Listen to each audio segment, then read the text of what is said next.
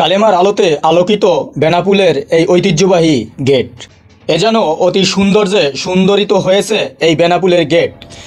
বেনাপোলের ঐতিহ্যবাহী গেট শুধুই একটি প্রবেশদ্বার নয়, এটি সীমান্ত শহরের ইতিহাস, সংস্কৃতি আর বন্ধুত্বের প্রতীক।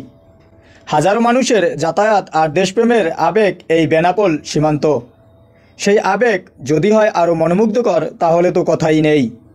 লা ইলাহা ইল্লাল্লাহু মুহাম্মাদুর রাসূলুল্লাহ এই শব্দতে যেন উজ্জীবিত করে আমাদের মুসলমানের ইমানি শক্তিকে, উজ্জীবিত করে আমাদের ধর্মীয় অনুভূতি রাষ্ট্রকে।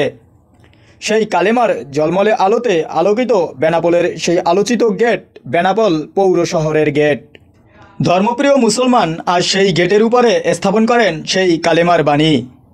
দিনের বেলাতে যা নজর কাড়ে তার থেকেও রাতে করে আরও জলমলে লাইটের আলোতে আলোকিত আমাদের মুসলমানের কালেমার বাণী। ঠিক যেন সেই বাণীতেই যেন ঝলমলে আলোকিত সেই সীমান্ত গেট বেনাপোলের পৌরসভা গেট।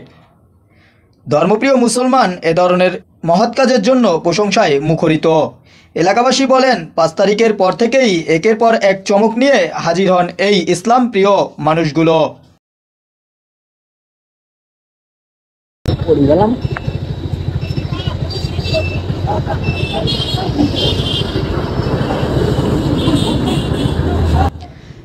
তাদের এই কাজ যদি চলমান থাকে তাহলে কালেমার বাণী সারা পৃথিবীতে পৌঁছতে কোনো সময় লাগবে না। তাদের এই কাজকে ধরে রাখার জন্য তারা অনুরোধ জানান।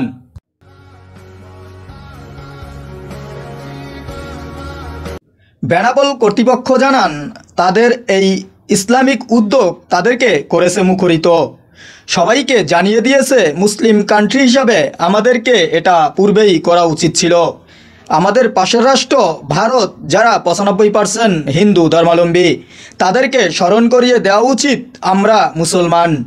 এই বেনাপোল তাদের যোগাযোগের ক্ষেত্রে এই কালেমার বাণী তাদেরকে স্মরণ করিয়ে দিবে আমরা মুসলিম রাষ্ট্রে প্রবেশ করেছি। এ নিউজ ডেস্ক বাংলার মন্তব্য।